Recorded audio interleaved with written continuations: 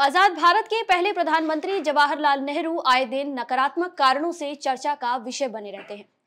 कभी social media पर दक्षिणपंथी समूहों द्वारा उन्हें लेकर भ्रामक बातें फैलाई जाती हैं, तो कभी राजनीतिक बयानों के चलते उन पर सवाल उठाए जाते हैं।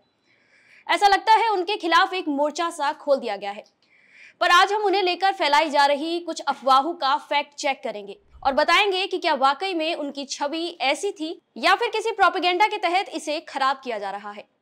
पहली अफवाह है कि क्या नेहरू ने भारत की संयुक्त राष्ट्र सुरक्षा परिषद में अपनी स्थायी सदस्यता चीन को दे दी थी। जवाहरलाल नेहरू पर यह आरोप किसी आम आदमी ने नहीं बल्कि एक राष्ट्रीय पार्टी ने लगाया।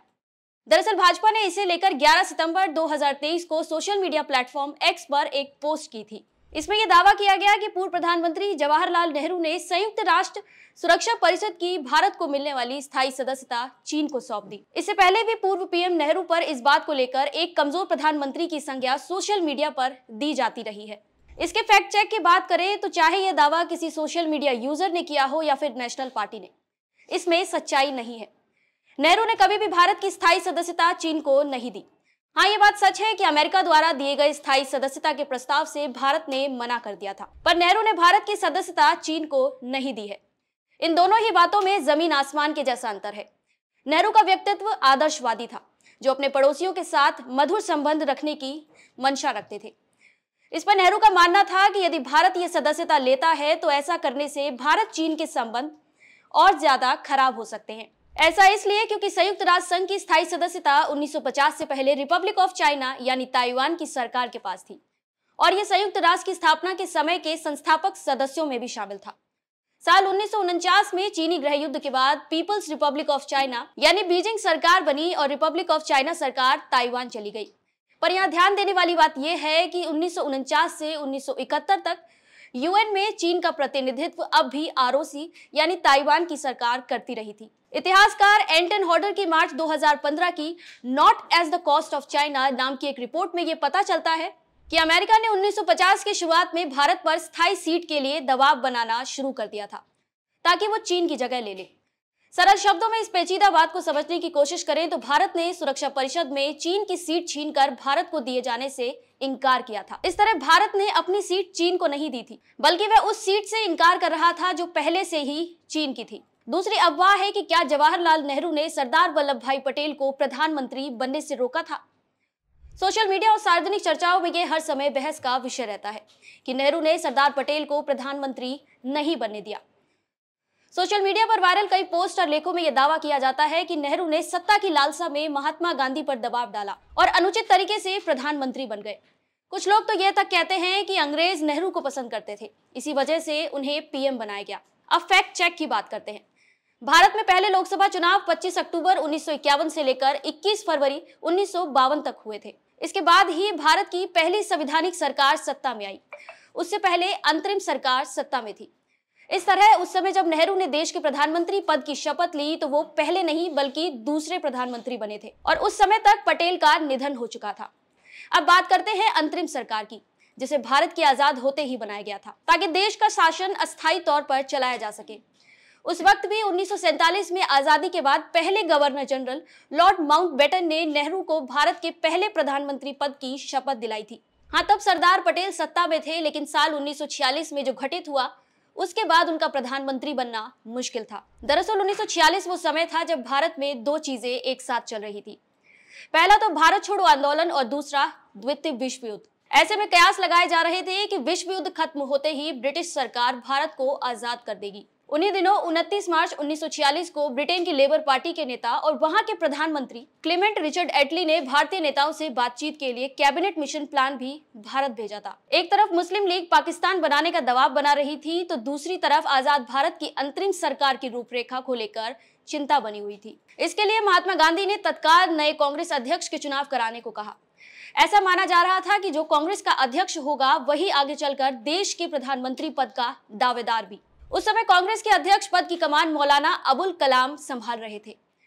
अपनी किताब में उन्होंने 1946 के कांग्रेस अध्यक्ष पद पर चुनाव लड़ने की मंशा को लेकर भी लिखा था, जिसे महात्मा गांधी ने मना कर दिया था। तब कांग्रेस अध्यक्ष पद के चुनाव के लिए ऑल इंडिया कांग्रेस कमेटी के सदस्यों का मतदान कराए जाने की परंपरा थी। उस वक्त के दस्तावेजों से मिली जानकारी के अनुसार 15 प्रदेश कांग्रेस कमेटी द्वारा भेजे गए नामों में 12 ने सरदार पटेल के नाम का समर्थन किया था और अन्य 2 ने जेबी कृपलानी के नाम का और एक ने अपना मत जाहिर ही नहीं किया। इस पर महात्मा गांधी ने पहले कृपलानी से अपना मत वापस लेने को कहा और बाद में गांधी जी के कहने पर सरदार पटेल ने नेहरू को कांग्रेस अध्यक्ष पद दिए जाने का समर्थन किया था। दरअसल गांधी जी का यह मानना था कि नेहरू अंतर्राष्ट्रीय स्तर पर बेहतर भूमिका निभा पाएंगे और अधिक स्वीकार्य भी होंगे। गांधी आधुनिक भारत के विकास के लिए नेहरू को श्रेष्ठ मानते थे।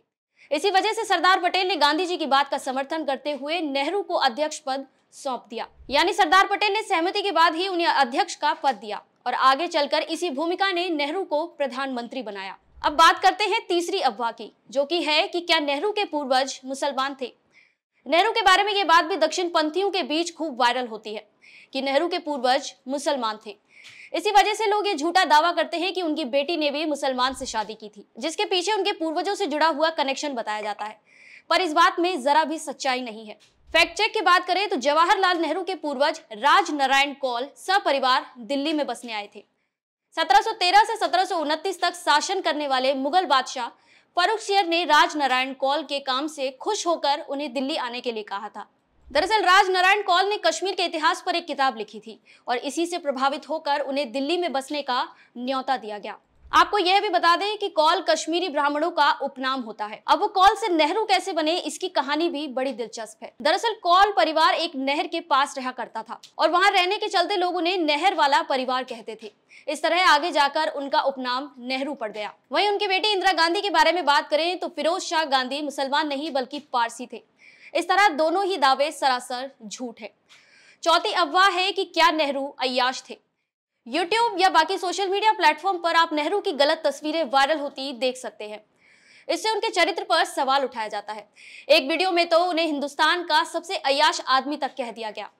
ताज्जुब की बात यह थी कि इस वीडियो को देखने वाले लाखों लोग थे। कहा गया कि नेहरू के कई स्त्रियों से प्रेम संबंध थे। अब इसके फैक्ट चेक की बात करते हैं। नेहरू की सामान्य सी तस्वीरें भी अय्याश के तौर पर दिखाई गई ताकि उनके चरित्र को खराब किया जा सके। ऐसा लगता है उनके खिलाफ एक बड़ा प्रोपेगेंडा चल रहा है। बता दें कि सोशल मीडिया पर अमेरिका के राष्ट्रपति केनेडी की पत्नी और मृणालिनी साराभाई के साथ उनकी एक सामान्य सी तस्वीर को भी गलत तरीके से पेश किया गया। इसके अलावा उनकी बहन विजया लक्ष्मी पंडित और उनकी भांजी नयनतारा सहगल के साथ प्रेम और सौहार्द भरी तस्वीरों को भी गलत एंगल देकर पेश किया गया। ऐसे में हमें यह समझना जरूरी है कि किसी भी खबर या वायरल बातों पर आंख मूंदकर हम भरोसा ना करें, बल्कि उसके तथ्यों की पड़ताल करें, क्योंकि यह बात किसी मामूली शख्स की नहीं बल्कि भारत की आजादी में अग्रणी भूमिका निभाने वाले और हमारे देश के पहले प्रधानमंत्री जवाहरलाल नेहरू की है। ऐसे ही तमाम दिलचस्प जानकारियों के लिए जुड़े रहिए पॉलिटिकल पंचायत के साथ। और अगर यह जानकारी आपको पसंद आई हो तो वीडियो को लाइक और शेयर करें और चैनल को सब्सक्राइब करना ना भूलें।